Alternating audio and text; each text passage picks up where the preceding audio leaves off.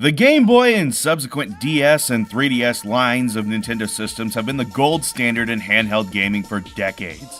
Nintendo managed to create a system that delivers fun games that you can take with you anywhere in the world.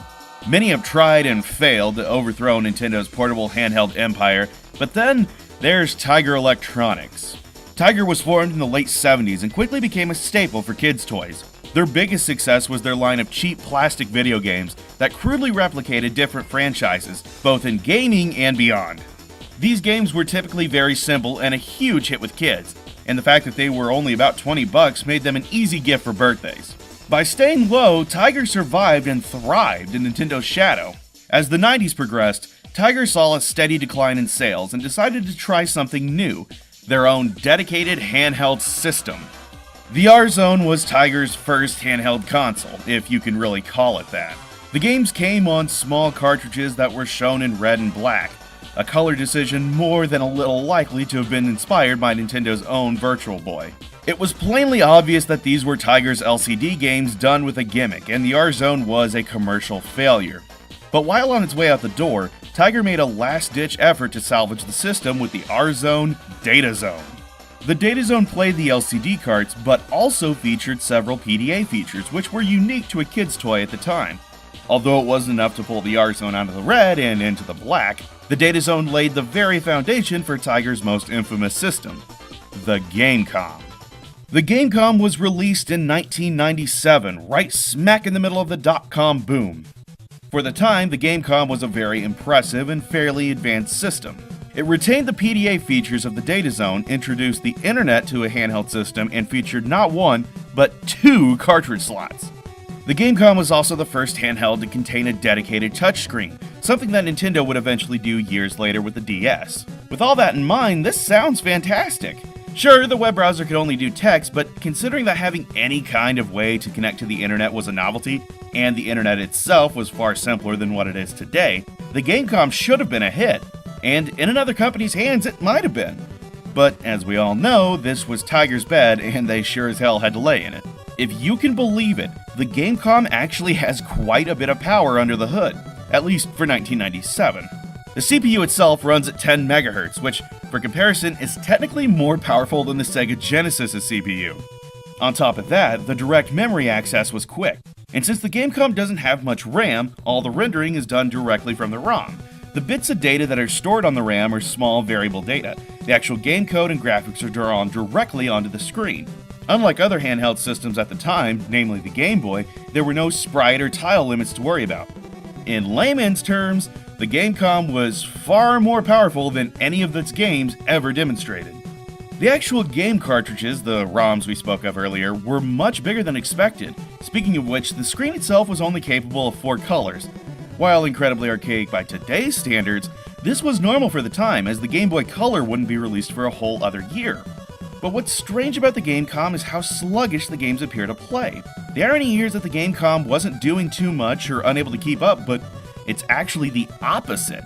All that power we talked about earlier made it difficult to sync the frame rate properly, and again, all that speed meant that the code would run much faster than intended, to the point that games couldn't be played. As a result, the devs behind the various Gamecom titles had several and very inconsistent means of keeping the speed in check, often resulting in uneven gameplay. There's a bit of a misconception about how slow the Gamecom really is, thanks in part to the emulators spread around the internet. There are, as of this video, only 2 that I could find, and one of them is actually part of the Gamecom dev kit. For some reason, the emulators only play at about 70% of the intended speed, thus making sound effects lower pitch, music insufferable, and games even worse than they already are. The best example of this is the Gamecom boot up sound. Here's what it sounds like from an emulator.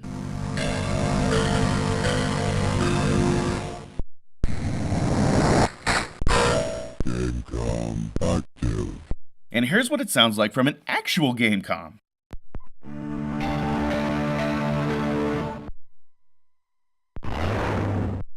Gamecom active. So the footage that I've been playing so far is from an emulator, but we've sped it up a little bit to give you a better idea of how they play, though I can't say it's 100% accurate. The dual cartridge slot was unique, not only because you could have more than one game in the system, but because they could theoretically be accessed at the same time. This means that some games could use the other slot for, say, more memory. However, the only application to do so was the internet cartridge. The internet was accessed by an attachment to a special modem and service Tiger created specifically for the Gamecom. Later down the line, Tiger released a different cartridge, allowing one to just connect access from their own desktop computer. Through this, players would have been able to upload their scores and possibly be featured on one of Tiger's web pages. The problem was, no game released for the Gamecom ever took advantage of this. The Gamecom's operating system was constantly running in the background, which meant you could jump back to it at any time. While this feature is commonplace in every major system today, no console was doing this in 1997. There was also an internal battery save, meaning if your AA's died, you could pop in new ones and have your progress saved. Unfortunately, like a lot of the Gamecom's features, not many games took advantage of it.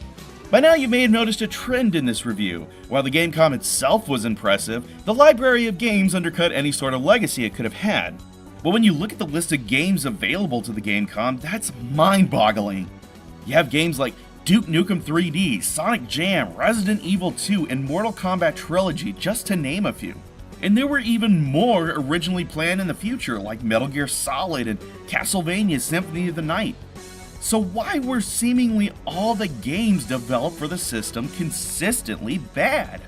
Tiger had managed to secure license for titles on the Gamecom, similar to what they did for their LCD system titles years before.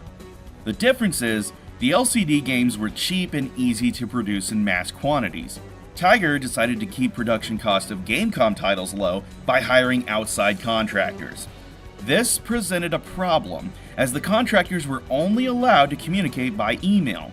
Thus, all parts of the game were spread out, making it difficult to effectively work together on a single title. Certain games were produced by Tiger themselves, but all were based around quantity over quality. Tiger's mismanagement undercut the most important part of their system and gave us the games we know today. Much of this information comes, in fact, from the contractors that worked for Tiger. The very emulator we've been using for footage was leaked online by one of the contractors that helped work on the Gamecom version of Frogger, and like we said earlier, is part of the dev kit itself. Tiger's mismanagement of the Gamecom library unfortunately killed any potential it might have had. To say that the Gamecom was on a ticking clock is an understatement. The Game Boy Color was released the following year to a massive success, and despite a revision of the Gamecom, the Pocket Pro, the system was ultimately a failure. Perhaps with proper developers and budgets, the Gamecom could have been a real contender against Nintendo's portable empire, but instead, it'll be remembered as the little device that couldn't.